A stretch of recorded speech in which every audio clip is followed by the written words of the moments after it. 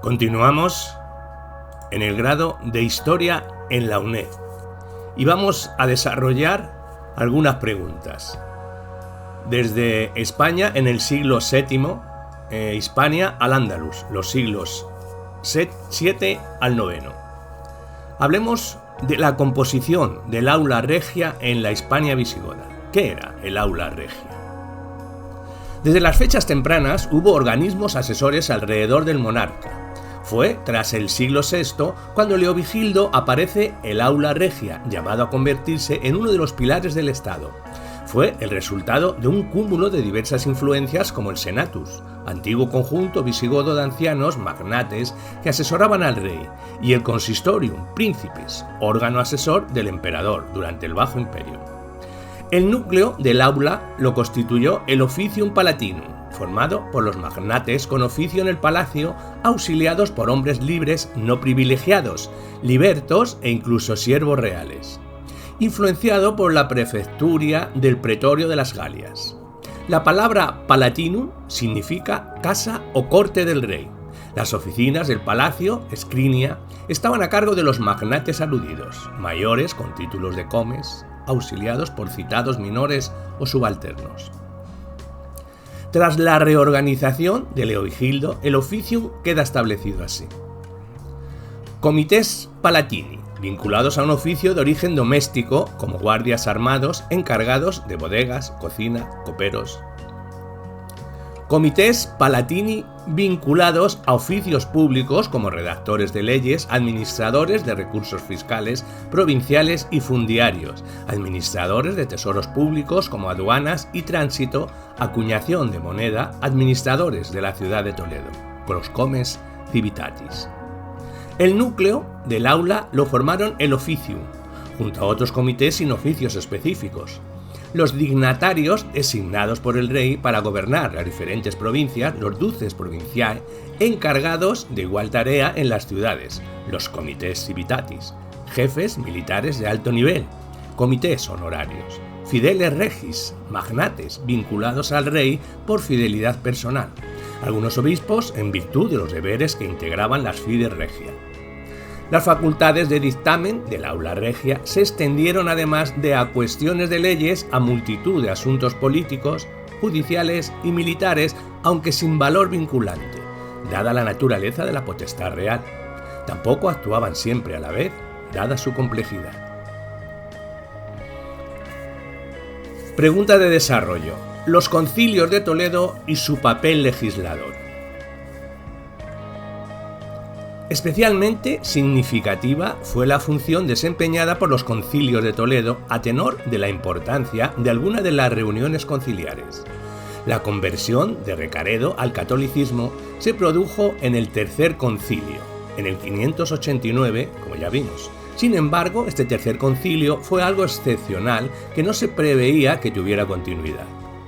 El cuarto concilio, en el 633, supuso por el contrario la institucionalización de los concilios, convirtiéndose estas asambleas de la Iglesia en motor de la introducción de valores éticos de cuño cristiano, promulgación de leyes y decisiones políticas trascendentes.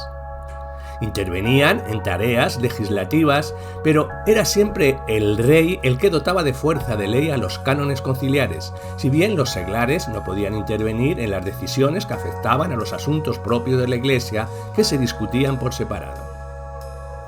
Ahora bien, era el rey el que convocaba el concilio, decidía los asuntos a tratar mediante el Tomus Regius, y los magnates áulicos estaban presentes en las deliberaciones, lo que le da a los concilios una dimensión jurídico-política innegable, por lo que se les puede considerar, como mantiene Ramón de Abadal, una suprema asamblea legislativa, estatal y organismo de máxima capacidad de opinión sobre la vida pública, si bien es cierto que determinadas decisiones, en momentos de crisis, se tomaron a sus espaldas y su intervención se limitó a legitimar a posteriori lo acaecido. Pregunta de interés: ¿cómo fue la mano de obra campesina durante el fin del reino visigodo? El fin del reino visigodo de Toledo, la situación interna y externa. El derrumbamiento del reino visigodo fue de tal calibre que ha dado lugar a toda clase de explicaciones por parte de los historiadores. Los trabajos de García Moreno han permitido esclarecer el interrogante de por qué un Estado que había logrado la unidad étnica, religiosa y jurídica sobre toda la península y la Galia narbonense se hundió tan de repente. Actualmente predomina la idea de que el rápido hundimiento visigodo ante la invasión islámica se debió a causas internas, a la profunda crisis de todos los órdenes en que se encontraba el reino a principios del siglo VIII. Centrándonos en los 40 años entre el reinado de Recesvinto y el de Rodrigo, tal como plantea Orlandis, en 5 reinados encontramos media docena de conjuras contra el soberano de amplia repercusión e incluso éxito. La deposición de Bamba por Hervigio, reflejo del morbo gótico, la propensión a asesinar a sus gobernantes para derribarlos, que acompañó siempre al reino visigodo, pero aumentado con creces en esa época. Otras causas se pueden observar, como el prefeudalismo, que se comprueba en esta época, que produjo un incremento de las clientelas nobiliarias y la conformación de clanes poderosos que se enfrentaban entre sí por su afán de conseguir el trono. Los reyes alternaron políticas de represión, Bamba, Égica, con otras de amnistía y tolerancia, Hervigio, Witiza, hacia la nobleza, que reflejan la inseguridad de la monarquía.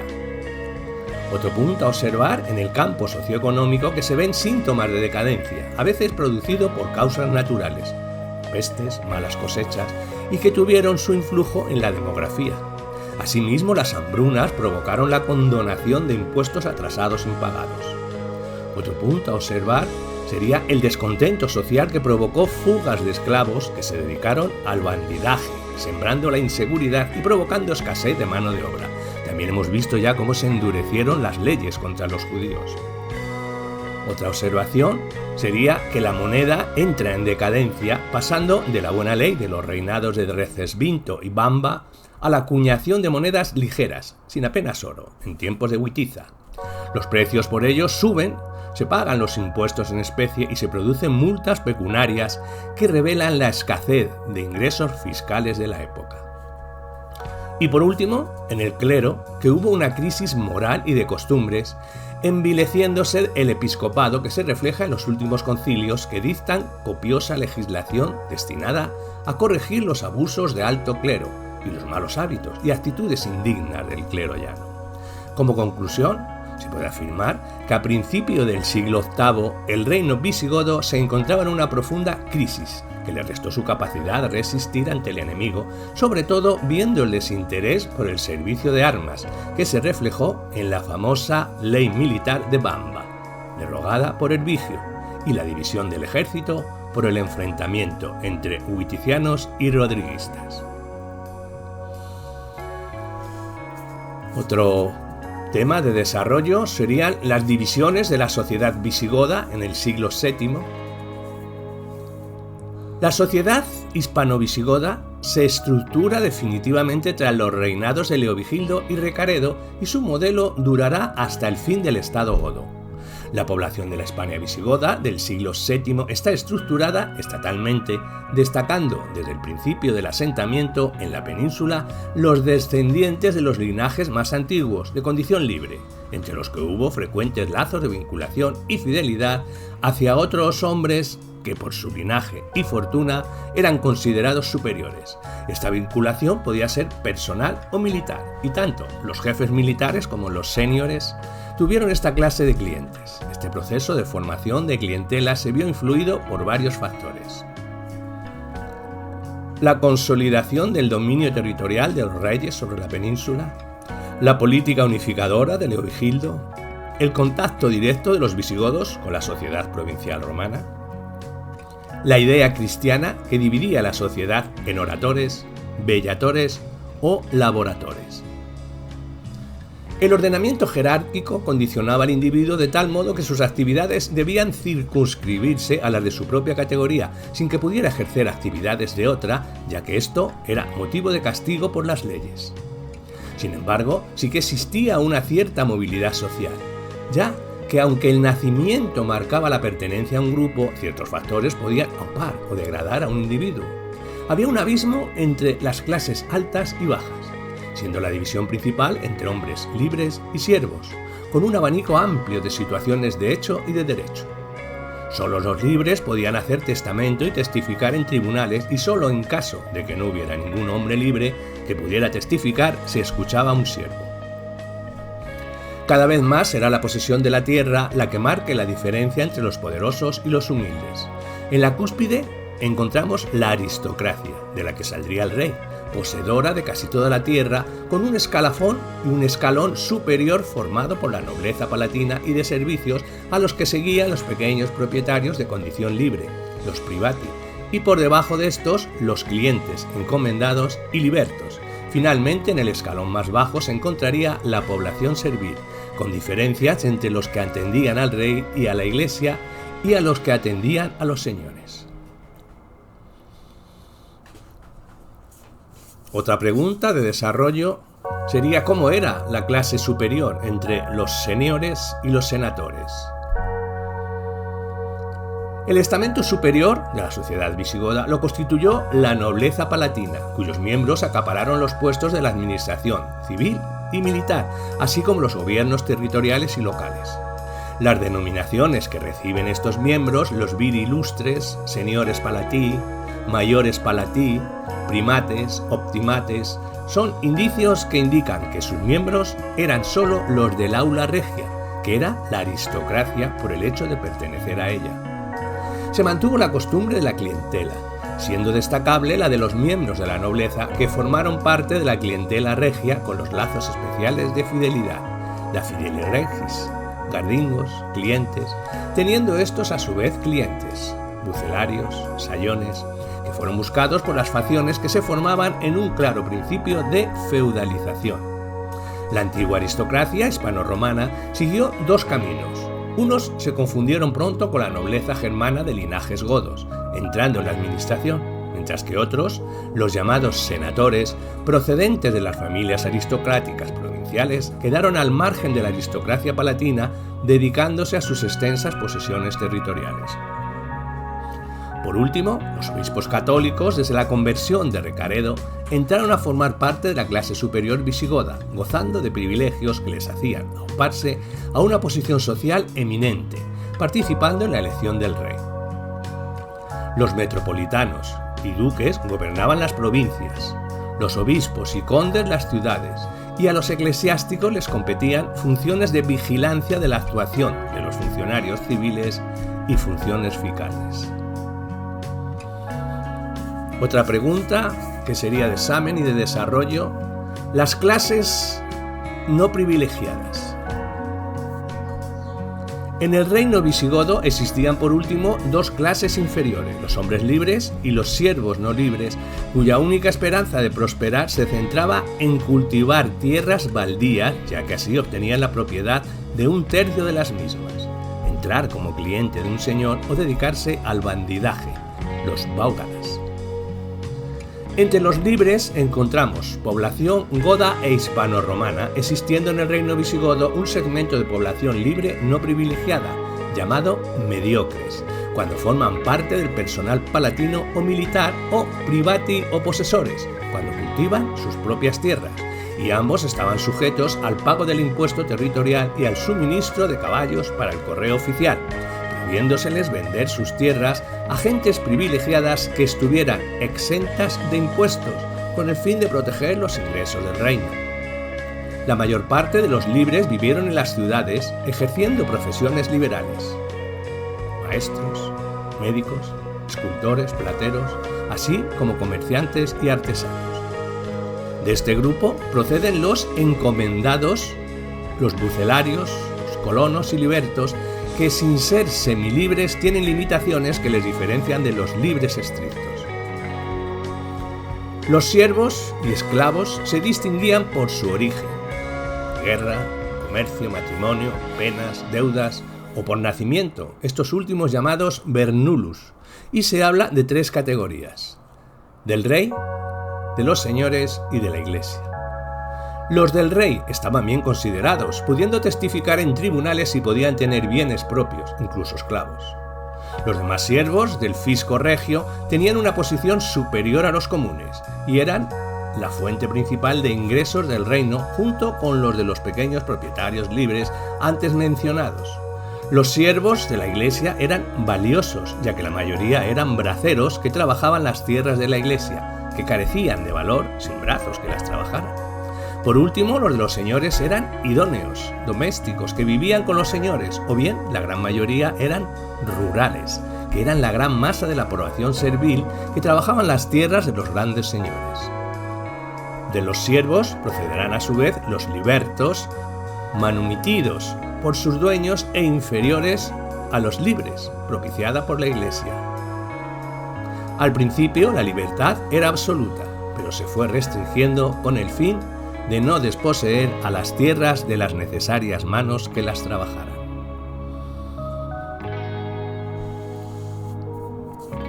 ¿Quiénes eran los judíos?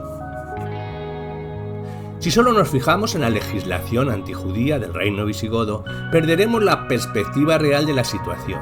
Con todas las leyes que se promulgaron contra ellos, el pueblo judío debía haber desaparecido de la península, algo que no ocurrió, pues a la llegada de los musulmanes en el 711 existían aljamas muy ricas y pobladas, aljamas.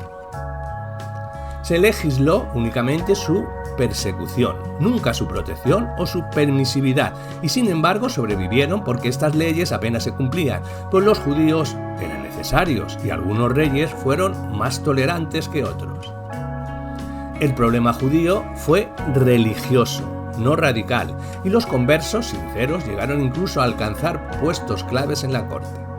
El verdadero problema surgió en el último siglo y medio visigodo debido a los judaizantes, conversos obligados a bautismos forzosos, Sisebuto, Chintila, que a pesar de todo seguían practicando su fe.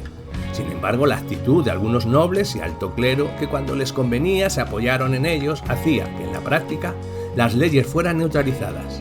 Esta actitud generalmente hostil hacia los judíos hizo que estos, en el momento de la invasión musulmana, se alineasen con los recién llegados.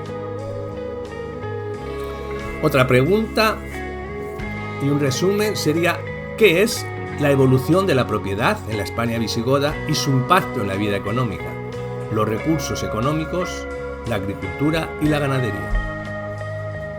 La agricultura fue la principal fuente de riqueza, siendo heredero de los últimos tiempos del Bajo Imperio, acrecentándose incluso la decadencia. La principal forma de explotación del suelo siguió siendo la villa, dividida en dos partes. La explotada directamente por el propietario, con sus siervos, la mejor tierra, el dominicatum, y el resto que se distribuye, las parcelas, entre los colonos. La tecnología agraria siguió siendo similar: abono mediante estiércol, arado común, uso de animales para arar y trillar y largos barbechos. Se mantuvieron los regadíos romanos con canales y acequias, y con Reces Vinto encontramos legislación relativa al hurto de aguas. Siguió cultivándose el cereal, la vid y el olivo, siendo la industria aceitera la más importante del reino visigodo, y hubo cultivos de frutas y legumbres protegidos mediante leyes, e incluso algunos árboles como manzanos y olivos. Las pequeñas propiedades libres las cultivaban sus dueños, los privati, pero se fue concentrando todo en la gran propiedad, la villa, en la que no solo se cultivaba, sino que se realizaban los trabajos artesanales, de herrería, de cuero, necesarios para cubrir todas las necesidades de la producción. Tuvieron gran importancia los grandes latifundios en manos de los magnates, que eran la base de su riqueza y poder, así como los señoríos eclesiásticos cultivados por sus siervos, por libertos o por colonos que pagaban el diezmo de sus cosechas. Por último, el patrimonio de la corona era explotado por los siervos fiscales, base de la recaudación del reino, como hemos comentado, adscrito a la tierra. En cuanto a la ganadería, la más abundante era la lanar, complementaria a la agricultura, aunque hubo zonas como en Galicia donde los rebaños transhumantes eran la base económica y consta la existencia de tasas por trashumar. Importante entre los rústicos era la ganadería porcina en la zona leonesa y la caballar en la bética. Resumamos la industria y el comercio. Decayó la minería por el agotamiento de las explotaciones, subsistiendo la plata, el plomo, el cobre y el estaño, y algunos de oro. En la industria destaca la metalurgia con bellas realizaciones en el carbujado de piedras semipreciosas en oro y plata, la textil y los curtidos de piel y cuero. La construcción fue floreciente en el siglo VII, aunque poco se conserva, ya que los musulmanes arrasaban todo a su paso en sus líneas de penetración por las ciudades o bien los transformaban, especialmente los edificios religiosos. Relacionada con esta industria estaba la talla de piedra en jambas y capiteles y la cerámica. El comercio interior fue muy escaso y el exterior, apenas solo el aceite. Se conoce la existencia de conventus mercantium, que eran reuniones de mercaderes en las plazas mayores de las ciudades para celebrar feria. El poco comercio exterior estaba en manos de extranjeros de ultramar que se regían por leyes propias, el rodio, con jueves especiales, los telonari y lonjas de contratación propias, cataplus, en los puertos marítimos y fluviales más activos. En cuanto a la moneda, diremos que su circulación fue escasa, ya que las clases altas invertían en tesoros de oro y plata, por lo que en el ámbito rural los impuestos mayormente se pagaban en especie. Sin embargo, sí fue una economía monetaria donde todo se valora en dinero, multas, pagos, basándose el sistema monetario en el sueldo de oro de Constantino y en la moneda bizantina. Leovigildo será el primero en acuñar moneda en Hispania en nombre del rey y no del emperador de Oriente. Nunca se acuñó el sueldo, que pasó a ser una moneda de cuenta al igual que la libra, y se acuñaron tremises o trientes de oro, un tercio del sueldo, que se convirtieron en la moneda nacional visigoda y siguió usándose la moneda fraccionaria romana de cobre y plata, llamada el siliquad.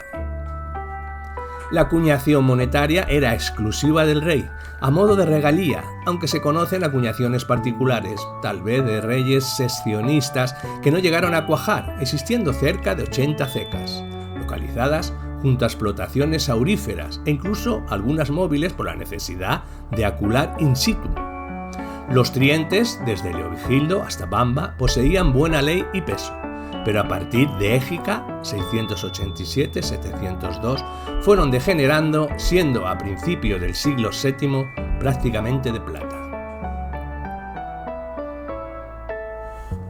Hablemos de inestabilidad social en la Hispania durante el reinado de Égica y Bitiza, en el 702, y de los esclavos fugitivos y del apresamiento de ellos. El Liber Iudiciorum, o Lex Visigotorum. Este fue un cuerpo de leyes visigodo, de carácter territorial, dispuesto por el rey de Servinto y promulgado probablemente en el año 654. También es conocido como Código de Recesvinto, libro de los jueces. Liber Iudicium, Liber Gotorum, el Fori Iudicum, el Forum Iudicum y Forum Iudiciorum. Ha pasado a la historia como la gran obra legal del reino visigodo. En 1241 fue traducido con algunas modificaciones del latín al castellano por orden del rey de Castilla, Fernando III, para ser concedido como fuero a ciertas localidades de la zona meridional de la península ibérica, siendo denominado fuero juzgo. Fue impreso por vez primera en lengua latina en París en 1579 bajo el título Codicius Legum Visigotorum, el Libri XII, y su primera impresión en traducción castellana por Alfonso de Villadiego, que se publicó en Madrid en el año 1600. El Liber Judiciorum o Lex Visigotorum de Recesvinto del 654, aplicable ya a visigodos e hispano-romanos tras haberse producido ya la fusión religiosa y ética. Recesvinto ordenó que fuera el único aplicable a partir de ese momento de forma literal, sin interpretaciones. Hervigio revisó este último código, subdividiéndolo en libros, capítulos y leyes. El nuevo Liber entró en vigor en el 681. A este Liber de Hervigio se añadieron con posterioridad leyes de Égica y Bitiza.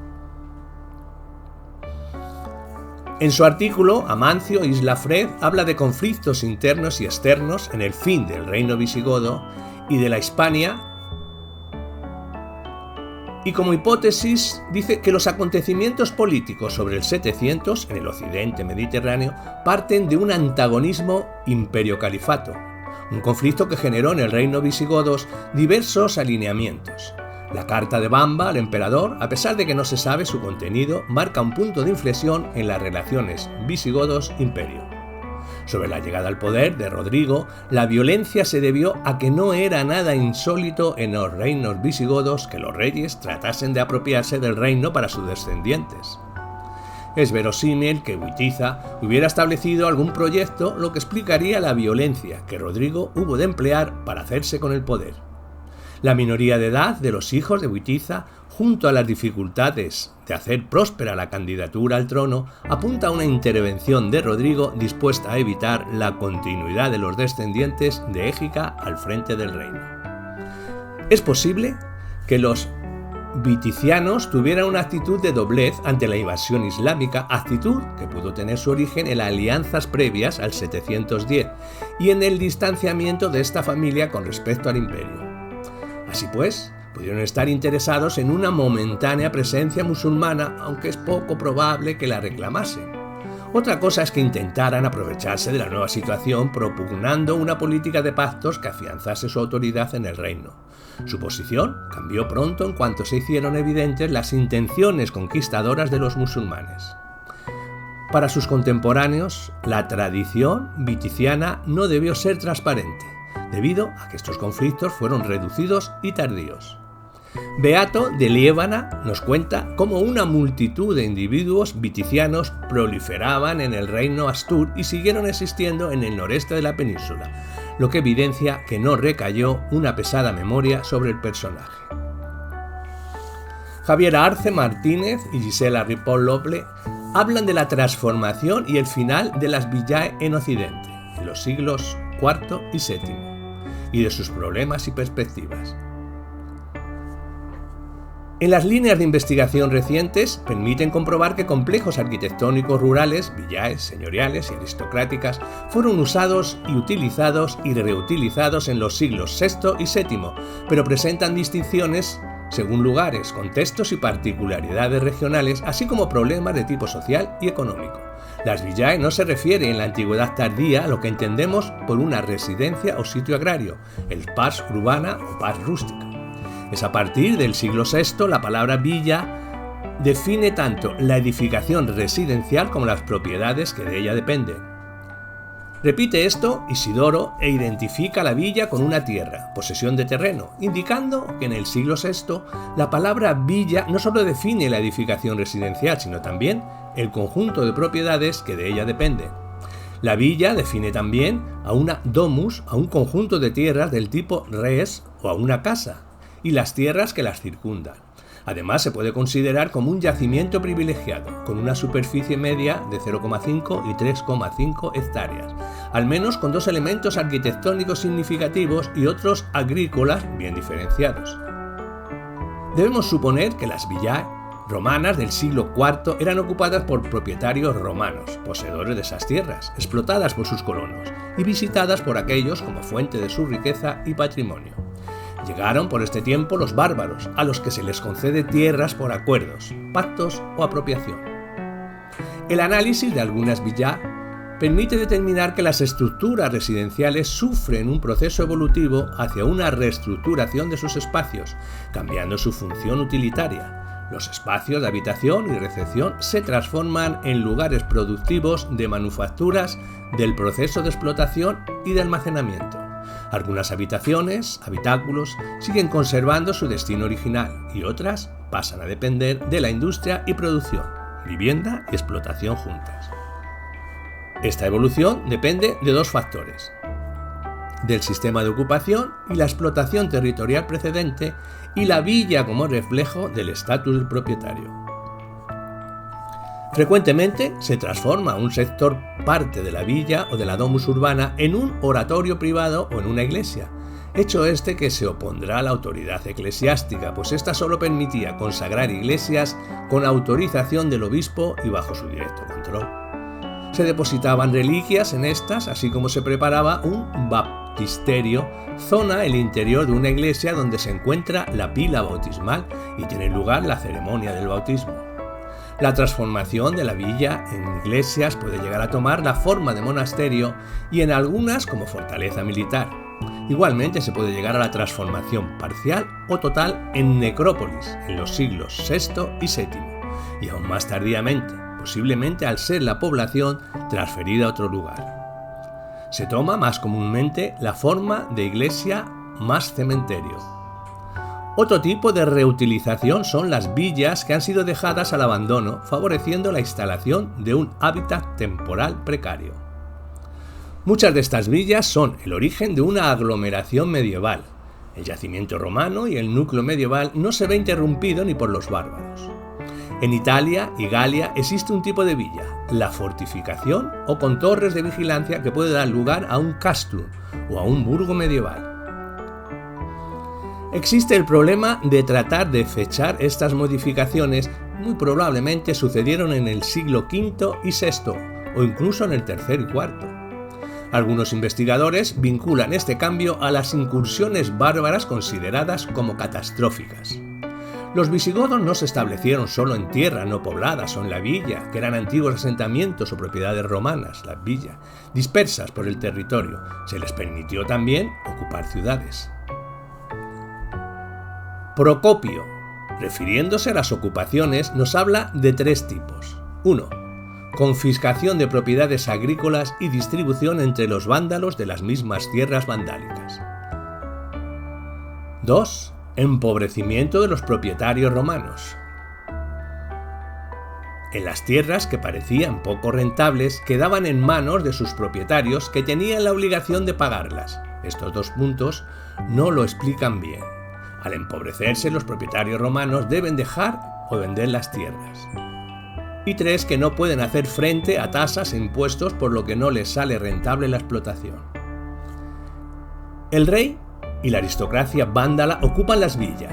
Aprovechando sus ventajas, son los invasores en situación de poder frente a los residentes, convirtiéndose la transformación de las villas en una mera sustitución del propietario, o los vándalos acaban viviendo de la manera romana, utilizando termas, circos, teatros y triclino, habitación de la antigua casa griega y romana que disponía de este tipo de divanes alrededor de una mesa y que se utilizaba como comedor. Parece que algunos de los vándalos se limitaron a usufructar los espacios y vivieron de la renta de los dominados. La transformación o incluso su desaparición como sistema de explotación puede ser debida también a la cristianización de los propietarios y el aumento de poder de la iglesia. Los propietarios donaban sus tierras a la iglesia, que las convertía en iglesias o monasterios a partir del siglo IV. Puede establecerse una relación directa entre las primeras parroquias con los grandes propietarios que por la implantación de oratorios e iglesias propias facilitaran la implantación de esta estructura basada en parrochiae, parroquias, comunidades de fieles a partir del siglo IV, y debe entenderse como circunscripción episcopal o diócesis. Además, toda esta transformación está relacionada con la propiedad y cómo ésta cambia de manos. Y el término villa, desde el punto de vista de la semántica, puede referirse a pequeños núcleos urbanos y no de hábitat rural, del tipo residencia o establecimiento.